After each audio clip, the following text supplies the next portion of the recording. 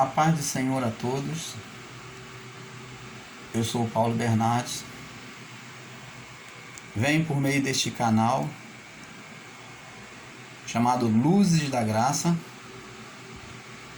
anunciar a graça de Deus. Venho cooperar com o ministério da graça revelada por meio do Senhor Jesus Cristo,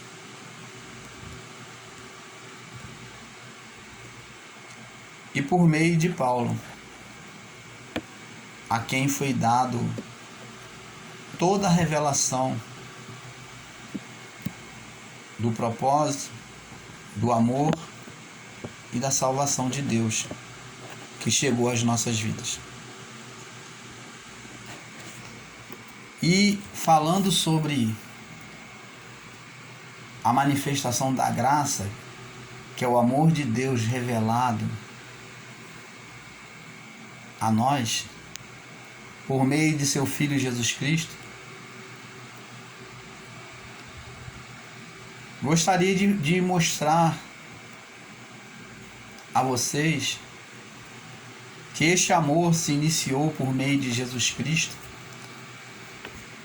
já no seu ministério. E antes mesmo, como percursor, apareceu João Batista já anunciando que a graça viria até nós.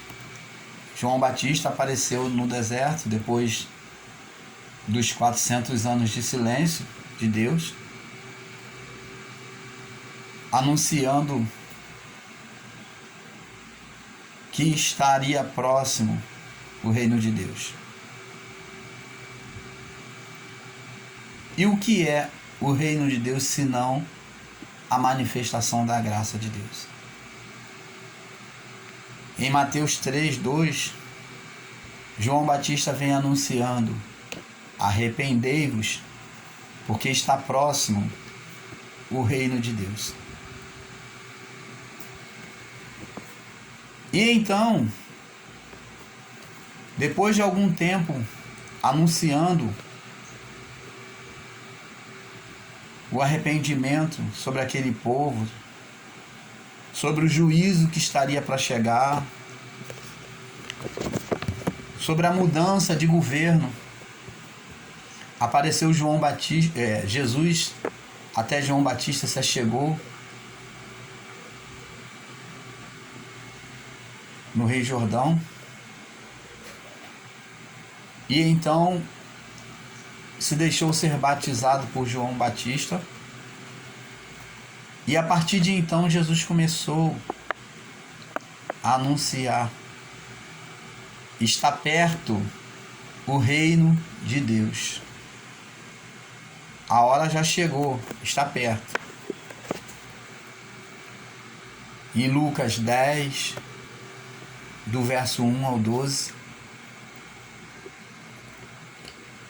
E temos que entender, amados, que o reino de Deus não é nada mais do que a expressão do amor de Deus a nós. Quem não pode aceitar o reino de Deus tem rejeitado o amor de Deus. É como se uma pessoa estivesse indo para o abismo e alguém a quisesse salvar, e ainda assim ela se nega em querer ser salva daquela situação de morte. Porque negar a graça de Deus é negar esta salvação que foi dada, que foi trazida até nós. Nós já temos recebido a salvação por meio da fé em Cristo Jesus. E essa salvação não se deu só após a cruz, não. Essa salvação já tem sido anunciada por Jesus desde anteriormente. Jesus, na sua vida, no seu ministério ensinando, se deparou com a situação em que trouxeram uma mulher adúltera, pega em flagrante de adultério, e puseram diante dele para testá-lo, para ver se realmente ele cumpria a lei, porque como sabedor da lei, eles queriam ver se ele realmente cumpria a lei. E então botaram a mulher lá e falaram: Senhor, pegamos essa mulher aqui, ó, fresquinha, agora, em flagrante de adultério. A lei de Moisés nos diz que devemos apedrejá-la. E o Senhor, o que diz? O que o Senhor diz? O que isso acha? Jesus não querendo descumprir a lei, porque como ele diz, eu não vim abrogar, mas eu vim cumprir a lei. Ele então usa a própria lei para que eles olhem dentro do seu próprio coração, pela própria lei. E então ele diz: aquele que dentre vós não tem pecado, que atire a primeira pedra. Ao olhar para dentro de si cada um deles, eles veem que tem pecado. Eles começam a enxergar o seu próprio pecado. E então começam a se retirar do mais novo ao mais velho, segundo diz as Escrituras. E então Jesus, olhando em redor, diz: mulher, cadê os teus acusadores? Eles não te condenaram? E ela disse: não, mestre. Ele disse: vai, nem eu a ti te condeno, vai em paz. Esta é a graça de Deus. Nós vemos que a graça se confronta com a lei ali, naquele cenário, não com violência, mas dentro da parcialidade, da verdade. E ela vence a lei. Jesus foi a expressão da graça, já desde aquela época. E ali nós vemos que ele não condena, a graça não condena, mas a graça demonstra o amor de Deus. Olha, ainda existem pessoas que dizem que Deus é carrasco, que Deus vai punir, que Deus vai castigar, que o Senhor vai botar ela na moenda. Se prega um evangelho como um Deus carrasco, um Deus que tortura, um Deus que, se tu der um escorregãozinho, se você errar por um momento, por algum instante, você cair em fraqueza, esse Deus vai te torturar, você vai cair na moenda, ele vai passar a espada e vai... Prega um Deus acompanhado de um anjo mau que vem punir. E não é esse nosso Deus.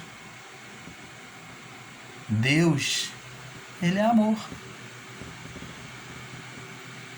Jesus tinha todos os motivos para condenar aquela mulher junto com aquele povo, até porque a lei estava reprovando ela. Mas a graça só é conceptível diante de um coração lançado, totalmente entregue, que deseja conhecer este amor de Deus. Nós vemos também que o reino de Deus se manifestou também na vida daquela mulher adúltera.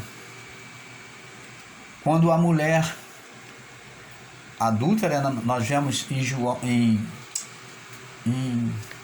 João 8, do 1 ao 11, né, que nós falamos agora.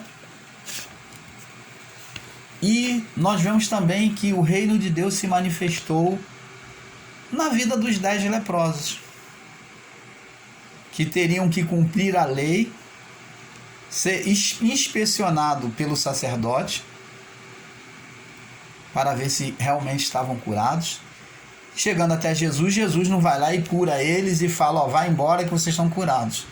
Não, mas Jesus, observando a lei, manda que eles, os 10 leprosos, se apresentem diante do sacerdote.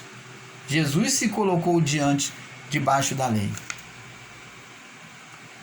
E eles indo ao meio do caminho, em meio ao caminho, diz a palavra, as escrituras sagradas, que eles foram curados em meio ao caminho. E, segundo relata as escrituras, a palavra de Deus, né? A escritura sagrada, um voltou para agradecer.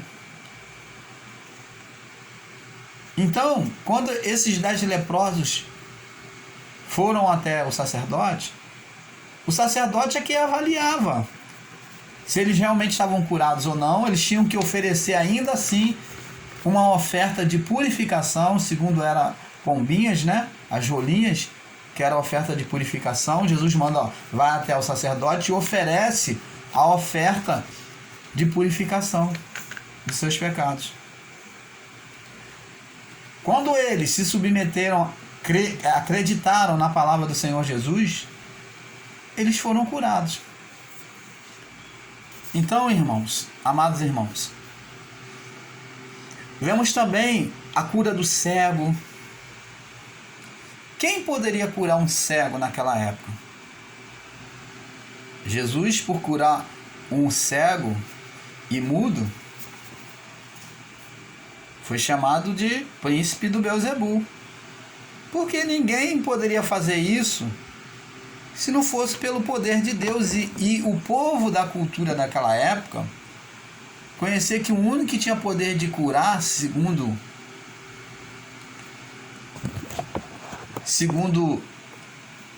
a mitologia judaica, era Beelzebul, príncipe dos demônios, porque eles acreditavam que enfermidades incuráveis era atribuída a Beelzebul, que era o senhor das moscas, da putrificação. E quando uma pessoa usava todos os recursos e não podia ser curada,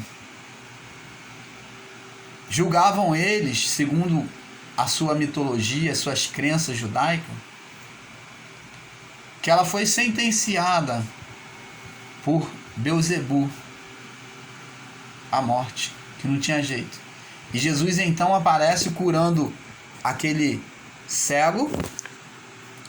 Jesus aparece curando a mulher que tinha o fluxo sanguíneo também,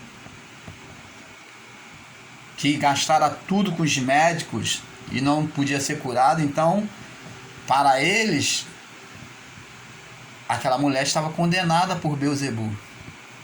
E Jesus